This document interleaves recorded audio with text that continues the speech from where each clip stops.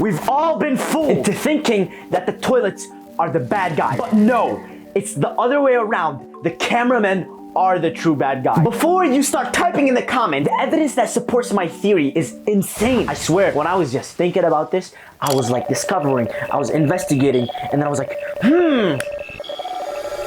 this makes sense. And I feel like that's exactly what the creator is trying to tell us.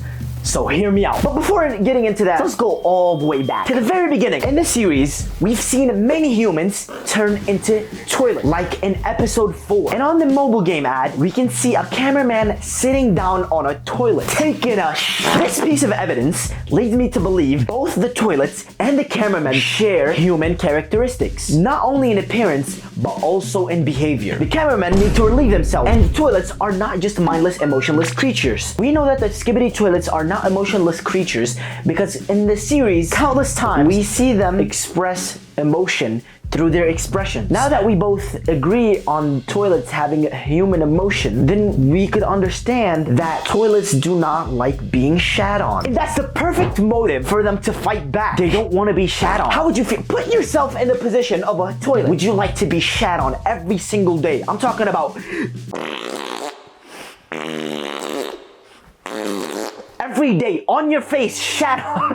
In episode 1, we can see that the cameraman is slowly walking up to the toilet. It looks like he's about to do his business, but to his surprise, a head comes out and it retaliates. Skibidi, no, yes, skibidi, nobody, no. And then it attacks him. This was the first act of defiance by the toilet. It's telling the cameraman to stop. Don't shit on my face. Later on, this specific toilet is hailed as a hero by the Society of the Toilets because he was the first one to start and retaliate against the people who was taking a shit on them. Throughout the entire series, this is the only instance where we can see the Skibidi toilet start conflict outside of war. Throughout the series, we see this trend where the cameramen are ruthlessly attacking the Skibidi toilet. Absolutely no hope for peace. Like, are you serious right now, bro? But bear with me, as I go through the timeline, it only makes more sense. In episode 2, we see a cameraman walking to the urinals in an elevator, which means once news spread that their toilets are refusing to be shat on, the cameramen are switching over to urinals to do their business. But what the cameraman didn't know is that the urinals also have minds of their own. Although, notice how the urinals did not attack in this episode, which keeps them innocent. In episode 3, the Skibidi toilets are there to protest, but they are met with fire via helicopters. In episode 4, Skibidi toilets storm a restaurant full of humans. And it seems that the humans in the restaurant are supporters of the toilet because they're sitting on toilets. They're eating their food. They're sitting there normally with absolutely no hesitation or fear. Once the Skibidi toilets storm the restaurant, the humans are unfazed. And later on, those exact humans become toilets. This means that the Skibidi toilets won some human hearts, which means that the Skibidi toilets are not as bad as they seem. In episode 5, another toilet protest is met with fire from the cameraman. There's this one episode, and it seems like nobody understands this episode until I was thinking and looking at it from the perspective that I was looking at it from, and it makes sense. In episode 6, you can see a DJ, a toilet DJ, sitting there making the beats, and then everybody was just dancing, and in one shot, we can see the original toilet posted onto the wall. This means that the original toilet is being worshipped. He's being hailed by some humans and some toilets. They see him as a sign of hope. He was the very first one to attack and retaliate against the humans. The cameraman. In episode 7, a strange meeting between a lone cameraman and a lone toilet is happening. With close inspection, it seems like there's 2 human mediators in the back. Once the cameraman walks up to the toilet starts speaking. Considering that they're alone, this means that this is a diplomatic meeting between the toilets and the cameraman, and then there's mediators, which are the humans, the ones that are dancing in the back. This diplomatic meeting was necessary for a war to not happen. But of course, the cameramen decide to ruin it, and they start by taking their evil hands and flushing.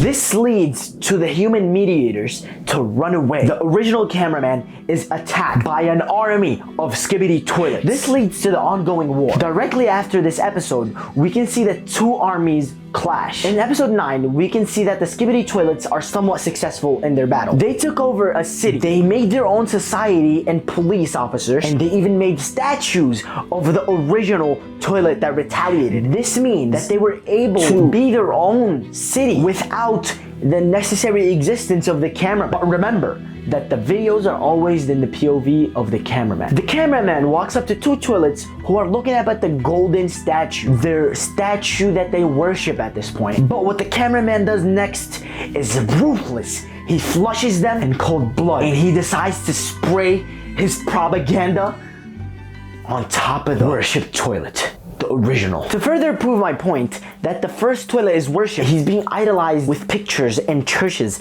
just like how Jesus is idolized in the Christian religion. Pictures of Jesus are posted up on walls in the church, just like how there are pictures of the original toilet that's being posted in the churches for the toilets. It seems like this is a peaceful thing. They're worshiping, they're doing their own thing. But obviously, the cameramen are not good with this. This leads me to episode 10, where a cameraman walks into a church. In this church, there was a giant toilet priest with a halo on top of his head. And in this episode, we can also see that the toilets surrounding the cameraman are unfazed, which means that they don't really care if the cameraman is there as long as they're not attacking. The church, which is the ultimate symbol of peace to the toilet, is invaded by the cameraman. The evil cameramen walk into the church, they kill the priest, causing the smaller toilets to run away. This further shows the deep hatred the cameraman holds for the toilets. There is no valid reason for this. We see only the toilets looking for peace throughout the series. As I've stated before, the cameramen continue to break any hopes of peace for the toilets. By destroying this church, this shows the Skibidi toilets that there is absolutely no hope for peace, and this causes the Raging War. Also, let's not forget that the cameramen were allowed by the toilets to roam their city and their churches without any disturbance. This shows that the toilets truly show no discrimination. In episode 18, we can see the first statue of the original toilet being destroyed, which means that the cameraman invaded the city of the toilets. This is yet another example of cameramen starting conflict. After the toilets lose hope for peace, they began taking initiative for war. But it is clear that the cameramen are the reason for this ongoing war. After the toilets began to take an upper hand against the cameramen, the speakermen came to help the cameraman. Speaker and cameraman continue killing innocent Skibidi toilets. In episode 28, we see an underground meeting by the toilets without their commander. If a meeting of that size was held to attack the cameraman, they would obviously need their commander. But no, they didn't have the commander in that meeting. But this did not stop the Titan Speakerman from destroying everyone there. The Titan Speakerman walks in there and brutally notice, whenever the speakermen are in screen, this song, Everybody Wants to Rule the World, starts playing. It might seem insignificant now, but it has a deeper meaning. The goal of the camera, speaker, and later the TV men is to rule the world. They want to take over, which is why they keep mercilessly attacking the toilets, giving peace absolutely no regard. I came to the conclusion that the TV men are the leaders of both the speaker and cameraman because they've been shown to have mind control powers, just like in episode 42. In episode 42, the TV men make two Skibidi parasites fight each other. These Skibidi parasites are used by Skibidi toilets to control the cameraman. With the power of mind control in the hands of TV men, what's stopping them from mind controlling the speaker and cameraman? This implies that the Skibidi parasites don't control the speaker and cameraman, but it frees them. Have you found it weird that every time the situation gets dire,